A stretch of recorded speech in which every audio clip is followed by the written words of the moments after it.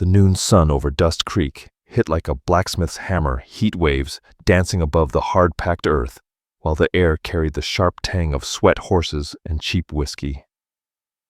Market day had drawn in every ranch-hand miner and wanderer from 50 miles out. Horses tied along the railing shifted their weight, stamping restlessly as flies buzzed around them. Lisa Quinn walked through the bustling rows with her chin lifted just enough to show she didn't quite belong in a place like this. Not really. As the daughter of Henry Quinn from the Double C Ranch, she rarely mingled with traders or gamblers, but her brother Saul had insisted on coming into town, so she refused to let him think she'd stay behind like some obedient, porch-bound lady. Saul strode beside her, wide-shouldered, in his polished cavalry coat, a remnant of a war long ended but never forgotten. His voice carried like a command he expected everyone to follow. "You'll listen to reason, Lisa. Drex Malloran is a good man, a respectable man. He's asked for your hand, and Father God rest him would have wanted this match." Lisa stopped square in the street. "Respectable," she scoffed. "You mean wealthy, useful. Someone who can polish the Quinn name back to shine." Saul's jaw hardened. "Don't twist my words. You don't need to twist something already bent," she shot back. Her cheeks were flushed, partly from the heat, partly from fury. "You think I should marry him because he's your old army friend, because he saved your hide at St. Carlos? Isn't that it? That's enough." His tone cracked like a whip. "He's a gentleman, and you'll be his wife before the month is out." Lisa let out a laugh with no humor in it. "I'd sooner marry a wild Apache than that snake-tongued peacock." Heads turned. Conversation from a nearby stall fell silent. The word Apache always sliced through noise like a knife. Out here it meant raids, burned wagons, dead kin. Saul stared at her, dust paling his face. "Careful what you say." "I meant it," Lisa replied, chin high. "At least an Apache wouldn't pretend to be something he's not." The crowd shifted, sensing trouble brewing. And then, as if summoned by the devil himself, a man's voice rang out from the far end of the street. "Slave for sale. Strong buck, healthy half price. $3 takes him." The words hung thick as gun smoke. A tight circle of people had gathered around a wagon where a man stood bound at the wrists, rope digging into his skin. His body was sun-browned, his black hair tied with a strip of leather. Even from across the street, Lisa could see the proud line of his shoulders, the bruises, and a look not of defeat, but of warning. Saul muttered, "Hell of a coincidence. Come on, Lisa, we're leaving." But her temper had already outrun common sense. Laughter from nearby merchants and drovers. One woman with a parasol burned in her ears. "I said I'd marry an Apache before I'd marry Drex Malloran," Lisa declared, voice sharp as shattered glass. "So I suppose I'd better prove I'm no empty talker." She marched forward before Saul could stop her, dust puffing around her boots as she cut through the crowd. The auctioneer Trigg, broad-faced with tobacco stains on his beard, grinned. "Fine-looking lady like you needing some help around the ranch.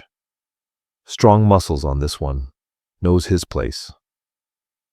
Mostly."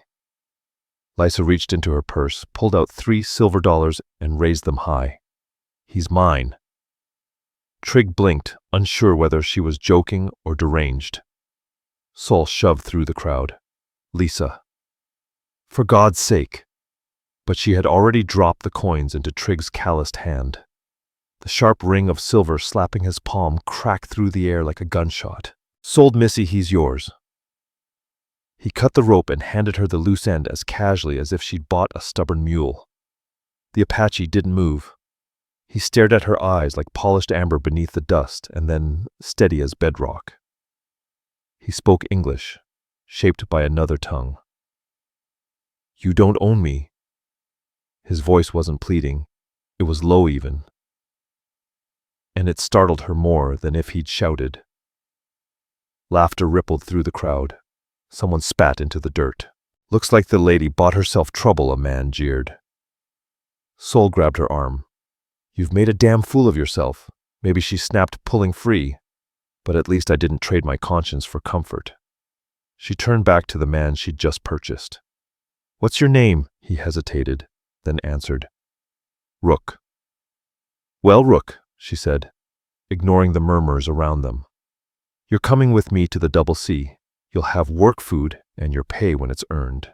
His gaze didn't soften. "I already earned my pay, lady."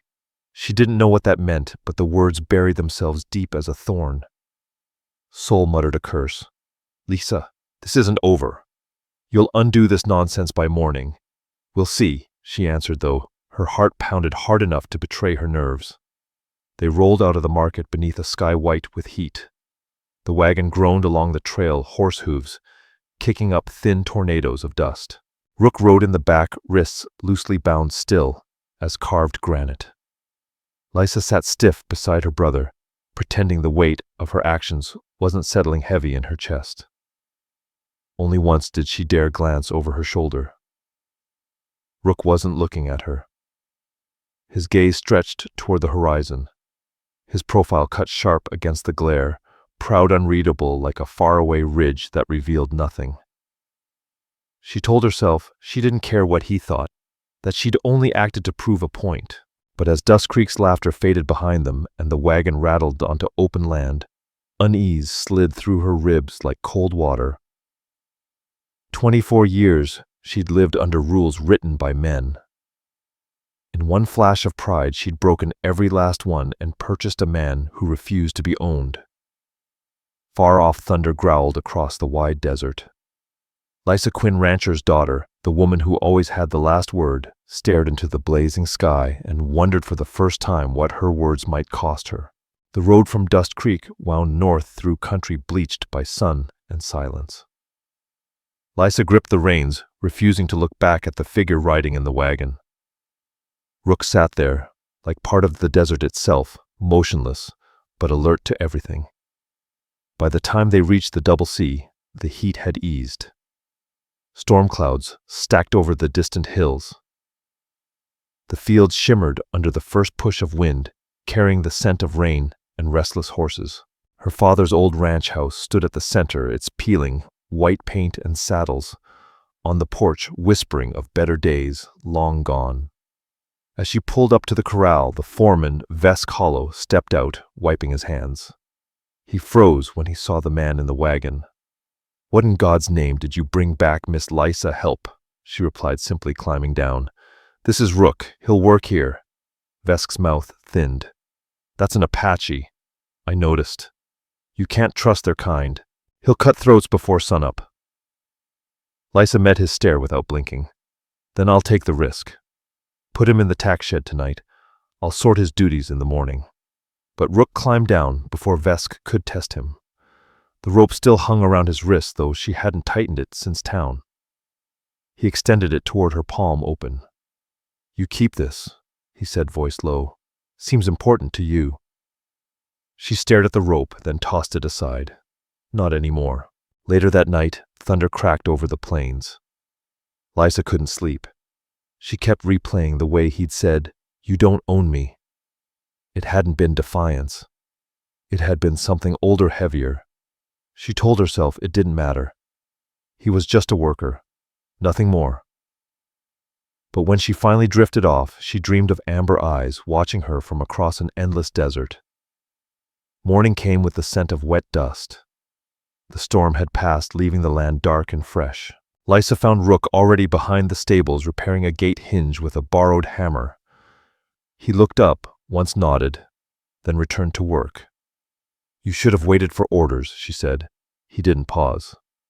"Gate was broken. Horses could get loose. Still, you might have asked." "I didn't think doing what's right required permission." The calm in his voice unsettled her. "You're bold for a man who was bought." He looked at her, then steady, unreadable. "Bought, yes. Owned, no." She wanted to argue but couldn't. Something in the way he said it made her words die in her throat. By noon, she'd assigned him chores, cleaning corrals, mending fences, tending horses. Vesk watched from afar, muttering to the other hands that the Apache wouldn't last a week. Rook ignored them all. He worked until sweat soaked his shirt and his palms bled from splinters. Lysa spent the day pretending not to notice how well he moved, how naturally he handled animals, better than most men she'd ever hired. Even Ember, her ill-tempered mare known for biting, let him touch her muzzle without protest. At supper, Saul waited in the parlor, hat on his knee. "I've come to talk sense," he said. Lysa poured herself coffee. "You've never managed that before. Why start now? Don't play coy. You made a spectacle of yourself. Good. Drex Malron's furious. Says you embarrassed him in front of half the county. Maybe he'll forget me, forget you." Saul snorted. "He's more determined than ever. He means to marry you, Lysa." A cold shiver ran through her, despite the fire's glow. "Over my dead body," she muttered. Saul Quinn exhaled sharply. "You think you're proving something by dragging that savage into this house? You're dragging the Quinn name through the mud. I'm not your property, Saul, and neither is he." Saul rose stiff with anger. "You'll regret this." When he left, the room seemed to shrink, shadows thickening like they were closing in on her. Lysa sat alone by the hearth until the faint sound of a horse drew her to the window. Outside, Rook led Ember to the water trough, moving with a quiet steadiness. The lantern light glistened on his rain-soaked hair, catching on the scar that curved from his temple down behind his ear. Something in the sight tugged at her in a way she couldn't name. The next day settled into a rhythm. Rook worked from dawn until nightfall, repairing what years of negligence had left broken. Lysa found herself relying on his presence, asking his judgment on fences, trusting him with Ember, even lingering near the stables during lunch, just to watch him work. But she also noticed the distance he kept. He never stepped into the main house, never sat while she stood, never spoke unless she addressed him first. Pride, she thought. Or wounds deeper than pride. One afternoon she carried a bucket of water to the corral. Rook knelt beside Ember, tending the mare's leg. She'd thrown a shoe. Rook looked up as Lysa approached. "She'll be fine," he said. "Stone bruise. Nothing worse." Lysa knelt to inspect it. Her hand brushed his arm as they steadied the mare together.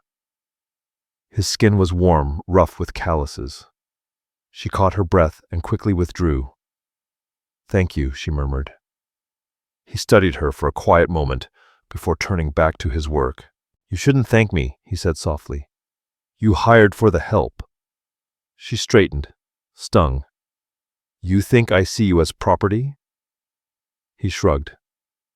"I think you don't know what you see yet." That night, another storm rolled in.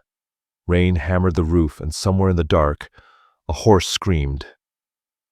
Lysa grabbed her lantern and ran toward the stables. The north wall was buckling under the wind beams, groaning. Rook was already there, shoulders braced against the door, fighting to keep it from ripping away. "Get back!" he shouted. "I can help. You'll get yourself killed." Lightning tore across the sky. Still she pushed up beside him, throwing her weight against the door. For a heartbeat their shoulders touched. Rain and sweat mingled in the narrow space between them. Together they forced the bar into place. The door held. They stood breathless faces inches apart as the lantern flickered over them. Lysa suddenly realized her hand was still on his arm. She pulled it back. "You didn't have to save me," she said, her voice unsteady. He wiped rain from his brow. "Didn't plan to. Just happened." They stood in silence until he added softer this time. "You should rest, Miss Quinn. I'll finish here." She nodded and turned, but paused in the doorway. "You work harder than any man I've hired," she said. Why, he met her eyes through the dim light. "Because when a man's alive, he ought to act like it." His words followed her through the storm. By dawn the rain had passed. The ranch smelled of wet cedar and horses breathing steady again. Lysa stood on the porch, watching sunlight creep over the barns. Down below, Rook was already lifting fence posts into place. She realized she no longer saw a slave, nor even a hired hand. He looked up as if sensing her eyes on him. Their gazes met across the yard. Neither smiled, but something unspoken settled between them, a quiet understanding that whatever had begun as stubborn pride had grown into something neither of them had expected. And somewhere deep inside, Lysa Quinn knew nothing on this land would ever be simple again. The weeks passed like water disappearing into dry soil, swift, but leaving traces behind. Rook blended into the ranch, the way wind blends into desert land, always present, never quite contained. By mid-June, the double C looked more alive than it had in years. Fences stood straight. The barns no longer sagged, and even the horses moved with calmer tempers. Lysa tried not to reveal how much of this revival was Rook's doing.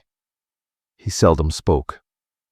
When he did speak, his voice carried that same steady calm, smooth as creek water, solid as stone. She'd begun to rely on that sound.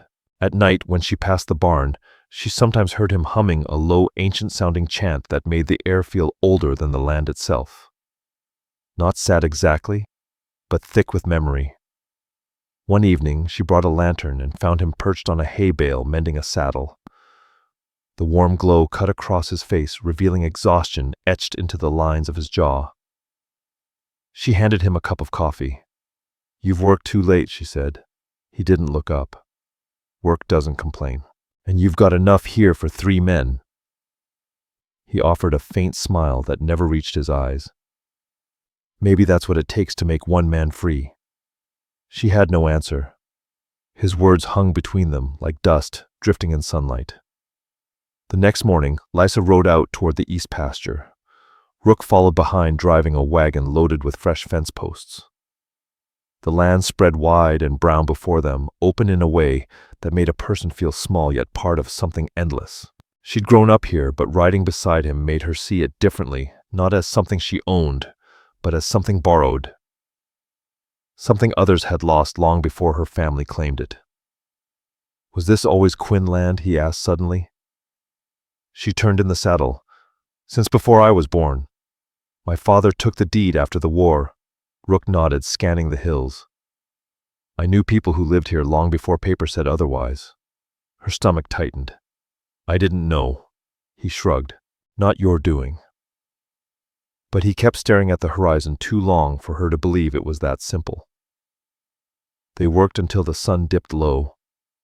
Lysa was hammering a post when her grip slipped, driving a splinter deep into her palm. She cursed softly. Rook was there before she could move, taking her hand gently, turning it in his rough, steady fingers. "Hold still," he said. The thorn slid free with a single motion. She felt his breath warm along her wrist, steady grounding. The world seemed to shrink into the space between them, dust leather, and the weight of his hands.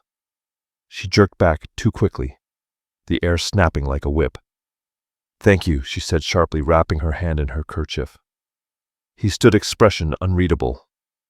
"You don't have to look after me like that," she added, trying for lightness. "You're not your husband," he finished quietly. She froze. He gave a slow nod. "I know." A pause. "But if a thing needs doing, it ought to be done right." He walked away, leaving her with nothing but the whisper of dry grass stirring in the wind. That night, Lysa couldn't sleep. She wandered into her father's old study, dust on the desk, yellowed maps sagging on the walls. She began digging through papers, anything to quiet her mind. At the bottom of a drawer she found a leather pouch, old and cracked, marked with a circle crossed by arrows. The symbol struck her familiar. She'd seen it carved on the hilt of Rook's knife. Curious, she opened it. Inside lay a small silver charm shaped like a bird's nest, the metal dark with age. It didn't belong to her father. It didn't belong to any white man she knew. Before she could think further, footsteps sounded behind her. Rook stood in the doorway, silent, the lantern glow pale on his face. "Where did you get that?" His voice came hoarse, almost breaking. "It was here," she said, startled. "I was cleaning." He stepped closer, eyes fixed on the charm. That's my mother's. Her throat tightened. Your mother. He reached out, stopped midway, then lowered his hand. Drex Malron took it from our village. After they burned it, he handed trophies to his men. I never thought I'd see it again. Lysa felt her blood run cold.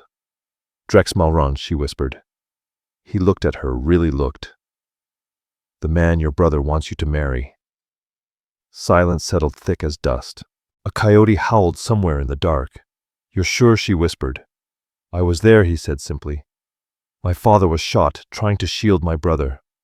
My mother was taken. I was chained. The men wore blue coats. Malron commanded them.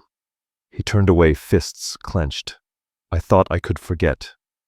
Then I saw him in town, the day you bought me. I knew his face, yes, but didn't trust my memory. Not until now. He laughed, softly bitter. Seems fate has a cruel sense of humor. Lysa set the charm on the desk, her hands shaking. I didn't know, Rook. I swear I didn't. He didn't reply. For a long while the only sound was the wind rubbing against the boards of the old house. Finally he said, I don't blame you, Lysa Quinn, but I can't stay here much longer. She stepped toward him. What will you do? I don't know. There's a boy still out there, my brother. If he's alive, I'll find him, and I'll make Malron answer for what he did. Her voice cracked. That man has destroyed enough lives. Don't let him take yours too. Rook looked at her, a fierce, wounded fire flickering in his eyes. You'd have me do nothing. I'd have you live, she said softly. For men like him, the hardest punishment is seeing those they wrong still standing. He gave a weary, crooked smile. You talk like someone who believes there's still mercy left in the world. Maybe there is, she replied. Maybe we just stopped looking for it. He lifted the silver charm, held it for a moment, then placed it gently in her palm. Keep it. You found it. His voice dropped. Maybe it will remind you who paid for this land. Before she could reach for him, he stepped out into the darkness. Lysa stood in the doorway, watching his silhouette fade into the night. Lightning flickered over the far hills, warning of another storm rolling in. She clutched the little silver bird's nest against her chest, its cold weight burning deeper than heat. For the first time the ranch felt foreign to her, as if the earth itself carried ghosts she'd never learned to see. She wanted to run after him, to say he wasn't alone in his grief. But the words stuck in her throat knotted from pride and shame. By dawn the barn stood empty. Rook was gone. All he left behind was a coil of rope and the faint memory of a song still humming in the rafters. A song sung by men with nothing left to lose. Lysa lingered in the doorway, hair messy from sleep, whispering into the morning light, Come back, Rook. Not because I bought you, but because I need to understand you. The wind gave no answer. But far across the plain a lone hawk circled the pale sky, silent, steady, free. The sky that morning had the dull shimmer of aged brass, hot, harsh, unforgiving. Lysa had barely slept. 2 days had passed since Rook's disappearance, and the ranch felt hollow without him. Every creak in the barn sounded like footsteps that never came. Even the horses paced uneasily along the fence line, sniffing the wind as if they sensed trouble. By late afternoon, a dust cloud rose on the southern trail. Lysa shaded her eyes. 3 riders approached. The lead rider sat tall in the saddle, his coat cut fine and dark as polished coal. Drex Malron. Her stomach twisted. Vesk Hollow saw them too. Visitors, he muttered, spitting into the dust. Fancy ones. Lysa forced herself to stand straight on the porch as the men reined in. Malron swung down with practiced elegance, all charm and composure. Miss Quinn, he said with a shallow bow. You've been hiding from decent society far too long. Saul invited me to call. Thought a familiar face might lift your spirits. Saul stepped up behind him, awkward, but trying to appear pleased. Lysa, Mr. Malron was passing through. I didn't ask for company, she cut in. Malron's laugh was soft, pleased with itself. You never did, and that's part of your appeal. His gaze swept across the ranch yard. I hear you took on a new hand, an Apache fellow. Bold choice, hiring one of them. Lysa's pulse quickened, but her expression stayed cool. He left. Folks like him don't stay where they aren't welcome. Well, Malron said lightly. That's a relief. He tugged off his gloves slowly, deliberately. Can't be too careful these days. Some of them were trained soldiers once. Dangerous sort. Lysa wanted to hit him. Instead, she turned toward the doorway. Supper will be ready in an hour. If you're staying, wash the trail dust off first. His smile hardened at the edges. Of course. Dinner became a quiet battlefield. Saul tried to keep the conversation civil, but every exchange between Lysa and Malron carried hidden blades. He talked of business, railroads, land prices. She answered with clipped politeness. When he reached across the table to take her hand, she pulled away. Don't. Malron leaned back, eyes narrowing. Still upset. I left that dance early last spring. Still disgusted. You attended at all, she replied. Saul cleared his throat. Let's not. But Malron was watching Lysa with a glint that made her skin crawl. You always liked dangerous company, he murmured. Word is, you even bought one in town. To prove a point, was it? Saul stiffened. Who told you that? Everyone, Malron said with a smile. Hard thing to keep quiet, a lady purchasing a savage. But don't worry, I'm not one to gossip. His voice dipped oily and soft. Though I'd be careful, Lysa. People might start thinking you've developed unusual tastes. Lysa pushed back from the table so sharply that her chair toppled. Get out! Lysa Saul tried, but she cut him off. I said, get out. Both of you. Drex Malron's smile narrowed, thin and cruel. You can't stay furious forever. A woman alone needs protection, especially out here. He tipped his hat and sauntered out. Saul followed, mumbling apologies that meant nothing. When they were gone, Lysa slammed the door and locked it, her hands trembling. She wanted to scream, but instead she poured herself a glass of whiskey and stared into the dark window until the midnight quiet shattered at the sound of hooves. The wind was still. No storm coming. Then she heard voices, rough laughter, and the unmistakable click of a hammer drawing back. Lysa seized her lantern and slipped toward the back porch. 2 figures stood near the barn. One, tall and broad, held a horse by the reins. Even in dim light, Drex Malron's posture was unmistakable. The other was Saul, swaying, drunk again. Thought you said she'd come to her senses, Malron muttered. You let that Apache wander all over your place. Now she thinks she's untouchable. Leave her be, Saul said unsteadily. She's my sister, not your business. Malron grabbed him by the collar. Everything in this county is my business, including her. He shoved Saul aside and strode toward the house. Lysa backed deeper into the shadows, heart pounding. She darted inside, grabbed the rifle from above the mantel, and stepped out onto the porch. Not another step, Drex. He halted, lantern glow catching the smirk on his face. Ought to put that down before you hurt yourself. Turn around, she ordered. He took one slow step toward her. You wouldn't shoot me. Try me. Silence hovered until another voice drifted from behind the barn. She might not.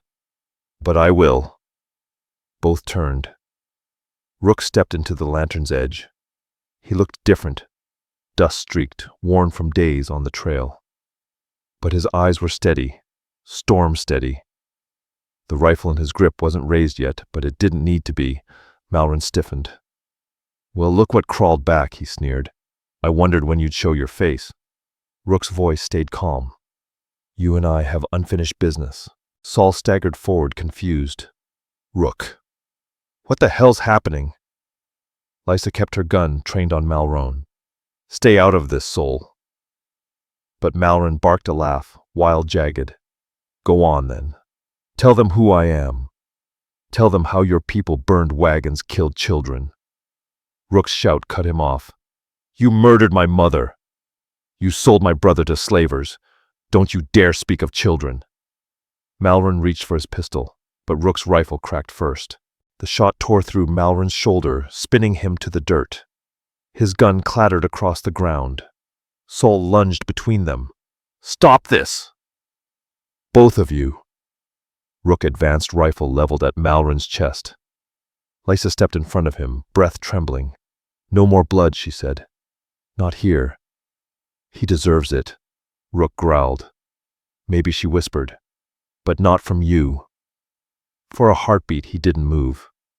Then his shoulders eased the tension, draining like rain from stone. He lowered the rifle. Malron groaned, clutching his wound. "You think this is over? The law will come for you both. I'll see to it." Lysa stared coldly down at him. "You'll need to survive first." Saul helped her bind his arm. They loaded him into his own wagon and sent him off at dawn. He wouldn't die, not yet, but he'd be gone long enough for them to decide what must come next. Afterward, the ranch fell quiet again. Rook stood beside the corral, watching sunrise spill gold across the plains. Lysa joined him. "You shouldn't have come back," she murmured. He glanced sideways. "You wanted me gone." "No." She shook her head. "I just didn't want you hurt. I've been hurt before." His tone softened. "I came back because I couldn't leave things unfinished." "Now they are," she said. "He'll answer to the law." Rook looked out toward the horizon. "The law never answered for my people." Lysa touched his arm gently. "Then maybe we start something different. Here." For a long, quiet moment they stood together in the rising dawn, neither speaking, yet understanding more than words could hold. The sun climbed higher, spilling gold across the wet fields, and for once the world looked scrubbed clean. Thunder rolled somewhere along the mountains, not like a warning, more like something old being washed away. The morning after Drex Malron's blood darkened the barn floor, the sheriff rode in. He was a thick-set man with a sunburned neck and a badge dulled by wind-blown sand. His name was Brant Carr, and he had served under Malron in the past. Saul Quinn met him on the porch, pale but determined. Lysa stood behind her brother, the morning breeze pulling loose strands of hair. Rook waited near the corral arms, crossed silent and steady. Carr tipped his hat. "Heard there was trouble out here last night. A shooting." Saul swallowed hard. Malron drew first. "That's so," Carr grunted. "He's down in Redwater, patched up, talking a whole different tune. Says that Apache tried to kill him for no reason." Lysa's hands curled into fists. "That's a lie. Malron showed up drunk and armed. He came here to hurt me." The sheriff's eyes drifted to Rook. "You expect me to take the word of an Indian and a woman over a man like Drex Malron's soul?" Shifted, uncomfortable. "Sheriff." "He was—" But Lysa cut in, voice calm but sharp. "You take whatever truth your conscience allows. I'll give you mine." She told him everything, her voice steady as a church bell. Carr grunted. "Well, Malron's story is different. Miss Quinn, best let the courts handle this. In the meantime, that man comes with me." He nodded toward Rook. Lysa's stomach dropped. "Custody." "For defending me. Law's clear." Carr shrugged. "He shot a white man." Rook didn't argue. He stepped forward, calm as stone. "If going with you keeps her safe, I'll go." "Rook, no." Lysa began, but he was already reaching for the rope the sheriff held out. The jail in Dust Creek smelled of sweat, tobacco, and worn-out hope. Carr locked the cell and stepped back. "Judge'll ride circuit next month. You'll get your say then." Rook only nodded and sat on the cot, eyes fixed on the thin slice of sky through the high window. When the sheriff finally left, Lysa stepped out from the shadows of the doorway. She had waited until the office emptied. "You shouldn't be here," Rook murmured. "I shouldn't have let them take you. You couldn't stop it. I could have tried harder." She moved closer to the bars. "I told myself you didn't need me, that you were strong enough for both of us. But I was wrong." He looked up, something soft breaking through the calm in his face. "You came anyway.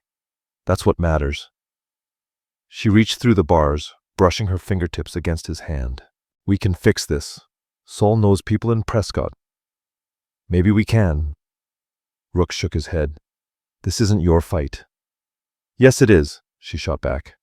"I grew up behind walls built by men like Malron. Don't think I don't see that now. The system that chained you chained me too, just prettier." A faint smile tugged at his mouth. "You've got fire, Lysa Quinn." "I've got matches," she said, "and I intend to use them." That night, Dust Creek slept heavy. A lone lantern burned in the jailhouse, its light wavering against the barred window. Lysa came on horseback, dressed in dark clothes, hair tied back tight.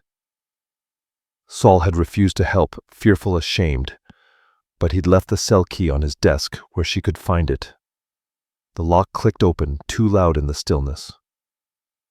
Rook rose from the cot, eyes narrowing. "You shouldn't." "Don't start," she whispered. "We're leaving." He hesitated. "If they catch you, they won't." For a long moment they stood facing one another, the air thick with everything they hadn't dared say. Then he nodded. "All right." They slipped through the alley, hugging the shadows. Outside the edge of town, the stars blazed cold over the desert. The world felt wide again, like before fences and laws carved it up. They rode through the night, stopping only when the sky began to pale. By dawn, they reached the foot of Red Mesa, red cliffs and broken stones stretching west toward Mexico. Lysa slid from Ember's saddle, weary to her bones. Rook helped her down, his hand firm at her waist. She didn't pull away. For a heartbeat, neither moved. His touch felt like something steady in a world unraveling. "You could have left me," he said quietly. "Let the law take its course." "I couldn't." He studied her face. "Why?" She exhaled. "Because you're the first man who ever looked at me and didn't see property." Rook turned away, eyes fixed on the cliffs. "I meant to kill him. You stopped me." "I only said what was true," Lysa murmured. He shook his head. "You gave me a reason to hear it." They made camp in a shallow hollow, sheltered from the wind. Lysa tended a small fire while Rook scouted the ridge. When he returned, his expression was carved from stone. "Riders," he said. "2, maybe 3 Carr's men." Lysa's heart dropped. "Then we can't stay." "Not yet," he said. "The horses need rest." She watched him kneel to check his rifle, firelight glinting over the scar along his temple. "What happens when they find us?" He looked up. "Then we run, or we fight." "I'm tired of running," she whispered. A slow, real smile formed on his face, the first she'd seen. "Then we fight smart." Before dawn they moved, following a dry creek bed south. The land grew wilder spires of rock-thorned mesquite, and a sky so wide it felt ready to swallow them whole. Lysa felt the sun scorch her shoulders, felt fear and the strange freedom of having nothing left but motion. By midday the riders found them. Gunfire tore across the open plain. Rook yanked her behind a boulder and returned fire. The crack echoed off the stone. One rider fell. The others wheeled and fled. When the silence finally settled, Lysa's hands were trembling. Rook calmly reloaded, scanning the horizon. "They'll be back," she said. "Then we keep moving." Where he looked south. Mexico. No one there cares what color a man's skin is, as long as he can work. Then he shrugged lightly. "And after that?" "After that," he said, "we build something new." Lysa nodded slowly. "Together," she said. He met her eyes. "If you can stand the road." A tired but certain smile tugged at her lips. "I bought it once. I'll walk it now." They rode until dusk washed the desert in red and gold. When they finally stopped near a dry riverbed, Lysa slid from Ember's saddle and looked back. The land behind them glowed with fading light. Fences, rules ghosts, all shrinking into distance. Rook tethered the horses and came to stand beside her. "You could go back," he said quietly. "Saul would forgive you." They'd forget my name, she replied softly. And I'd rather be remembered by the right man than forgotten by the wrong world. Rook studied her for a long moment, then reached into his pocket and withdrew the small silver charm she'd returned to him. The tiny bird's nest glimmered faintly in the dusk. Keep it, he said.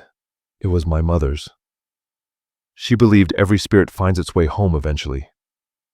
Lysa closed her hand around it. Then maybe we're almost there. Thunder rolled somewhere far off, soft, not threatening this time. It sounded like rain instead of danger. They sat beside the dying fire, the silence between them gentle now. No more talk of debts, ownership, vengeance, or guilt. Just the quiet breath of two souls who had outrun their past long enough to feel alive again. When the stars rose, Lysa leaned against his shoulder and whispered, "What are we now, Rook?" He looked toward the horizon. "Free," he said. "Whatever comes next, we're free." And for the first time she believed it. Morning crept across the desert, slowly gold seeping through the canyons. Lysa woke to the smell of coffee and mesquite smoke. Rook crouched by the fire feeding it, Twig's hair tied back, shirt torn at the sleeve. The silence between them was easy now, the kind shared by two people who had already spoken the words that mattered. "How far to the border?" she asked, stretching out the lingering sleep. "Half a day, if the horses hold." And after that, he glanced at her with a faint smile. "After that, the map runs out." They packed up before the sun cleared the ridge. The trail bent south along dry riverbeds across redstone that shimmered like coals. No fences, no markers, just wind and open sky. Lysa had grown up thinking freedom meant owning land. Now she knew better. Freedom was the silence between breaths when no one told you who to be. By noon they crossed into Mexico. No sign, no border post, just a line the wind had erased long ago. Rook dismounted first and helped her down. She looked around at the quiet plains and let out a soft laugh. "So that's it. We're outlaws now," maybe he said. "Or maybe we're just people without masters." They followed a stream toward the foothills as dusk settled. Ahead, a small cluster of huts appeared. Mud brick walls, thatched roofs, children running barefoot through dust. That was the little village they approached. Smoke curled from cooking fires, carrying the scent of beans and roasted corn on the wind. A woman stepped out from between the huts, wiping her hands on her skirt. Her hair was streaked with gray, her gaze sharp but kind. "Buenas tardes," she called. "De donde vienen?" Rook answered in his rough, desert-worn Spanish. "Del norte. Buscamos trabajo." She studied them, a white woman in torn clothes and an Apache man with a rifle slung across his back, then nodded as if nothing surprised her anymore. "We all come from somewhere. My name is Sila. You can rest here." She led them to a small hut near the edge of the village. Inside was simple but tidy, a clay hearth, woven mats, a twig cross on the wall. Lysa eased down onto one of the mats, every muscle aching from the long ride. "You've saved my life more than once," she murmured. "And now you've dragged me halfway across a continent?" Rook gave a small, tired smile. "You could have turned back." "I didn't want to." Sila returned with bowls of warm stew. "You stay here, you work, you eat," she said. "That is the rule." Rook nodded. "That's fair." Weeks passed. Spring softened the desert's edge. Rook worked alongside the men, repairing irrigation ditches with patient strength, while Lysa taught the children to read from old letters she'd brought from home. The villagers treated them with quiet respect, not as fugitives, not as lovers, simply as two weary travelers trying to survive. Some evenings after supper, they sat outside watching fireflies drift over the reeds. Lysa would hum an old hymn her mother used to sing, and Rook would answer with a low Apache chant. Different tongues. Same truth, freedom was fragile but real, and both had bled to earn it. One evening as the sun bled into the horizon, a lone rider approached from the north. The villagers stiffened, but when the man dismounted, Lysa's breath caught. Sol Quinn. Her brother looked older, dustier but alive. He removed his hat, eyes lowered. Didn't think I'd find you on this side of the border. Rook stepped up beside her, silent as stone. Sol swallowed. Drex Malron's dead. Shot in a bar fight in Prescott. Brant Carr called it self-defense. Lysa felt only a hollow wave of relief, slow, steady, settling deeper than grief. So, it's over, more or less, Sol said. Law's not chasing you anymore, but the ranch is gone. Vesk Hollow sold it after I left. Couldn't keep it running. She smiled sadly. Maybe it was never ours to keep. Sol looked at Rook wary, but softer than the man he'd been. You treat my sister right? Rook met his gaze without flinching. She treated me human. That's more than most men ever gave. Sol nodded once. Then that's good enough. He reached into his saddlebag and pulled a small bundle wrapped in oilcloth. Found this in one of the bunkhouses. Thought you'd want it? Lysa unwrapped it, her father's pocket watch, a stack of worn letters, a single photograph of the ranch as it had once been. For a moment, ghosts flickered through her, the porch at sunrise, her father's laugh, the scent of the earth before blood touched it. Thank you, she whispered. Sol mounted up. I'm heading north. They're rebuilding the school in Redwater. Might try teaching instead of fighting. You'll be good at it, she said softly. He smiled, tipped his hat to Rook, and rode into the dusk. That night Lysa couldn't sleep. She sat by the fire, turning the silver bird's nest charm in her hand. It had once belonged to Rook's mother. He joined her quietly, offering a tin cup of coffee. Your brother's a decent man. Decent's a start, she said. He's learning. Rook nodded toward the charm. You ever think about going back? Sometimes, she admitted. But that place isn't home anymore. What is? He asked gently. She looked around the fire's glow, the hum of evening, Rook breathing steady beside her. Maybe this. A faint smile touched his lips. My mother used to say, freedom's not a place. It's the company you keep. She took his hand, lacing her fingers through his. Then I'm free enough. Years passed quietly. The village grew. A small schoolhouse rose near the river, whitewashed walls, a bell made from an old wagon wheel. Children of every shade gathered there, learning their letters. Lysa taught them English and history. Rook taught the village children to ride, to read the wind, to respect the land the way his people once had. He and Lysa never married, not on paper, but folks began calling them Señora y Señor del Rio, the woman and the man of the river. In that quiet corner of Mexico, titles didn't matter.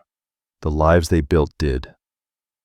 One bright summer morning, a caravan of traders rolled into the village. Their wagons rattled with tools, books, blankets, and word from the north. One trader carried a small wooden box marked, "For Miss Lysa Quinn, care of the Sonora Mission School."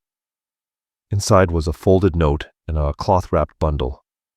The handwriting belonged to Sol Quinn. Sister, I found someone who remembers a boy taken from San Carlos long ago. His name is Kaz. He claims he is kin to your friend. Lysa's breath caught. Her fingers shook as she unwrapped the cloth. Inside lay a child's bracelet, braided leather, beaded in patterns that mirrored the bird symbol carved into Rook's mother's charm. She looked up, tears shining. Rook, it's your brother. Rook took the bracelet with both hands, gently, reverently, as if afraid it might dissolve into smoke. He turned it over, tracing the beads with his thumb, before lifting his gaze to hers, voice raw with hope he barely dared to feel. After all this time, Lysa smiled softly. Maybe it's your turn to find your way home. He shook his head. Home is right here. But months later, a rider left the village. Before sunrise, a worn hat pulled low, a small pouch of coins tied to his saddle, and a promise to return. Lysa watched him fade into the dawn, the trail behind him glowing like embers in the rising sun. He returned in the spring. A thin young boy rode at his side, dark hair, alert eyes, a bundle of books tucked under his arm. When they dismounted, Lysa saw it instantly. the same defiant set of the jaw, the same inner fire that burned in Rook. "This is Cow's," Rook said quietly. "My brother." Lysa knelt, smiling through tears. "Welcome home." That evening, the village gathered by the river. Children chased glowing fireflies, while the scent of mesquite smoke and wild blossoms drifted on the breeze. Lysa stood beside Rook, watching cows run laughing through the reeds. "You ever think about those $3?" she asked softly. Rook's eyes narrowed in amusement. "Best bargain anybody ever made." She laughed. "It didn't buy you." "No," he said, his voice warm. "It bought us time to become who we were meant to be." Above them, the stars spread wide and endless across the desert sky. Lysa rested her head on Rook's shoulder, and for the first time in either of their lives, the past felt lighter than the present. They had lost everything, once names, homes, the futures they imagined, but freedom had given them something no coin ever could: peace. All stories are created for entertainment purposes and may include fictional elements or dramatized interpretations inspired by historical settings. We use AI tools, voiceover visuals, scripts as creative assistants. However, all content is reviewed, refined, and edited by humans to ensure emotional authenticity and storytelling quality. We fully comply with YouTube's policies regarding AI-generated content and do not use any deepfake techniques or misleading recreations of real individuals. All visuals and supporting materials are properly licensed. Sharing, re-uploading, modifying, or distributing any part of this content in any form requires written permission. We appreciate your support and respect for original creative work.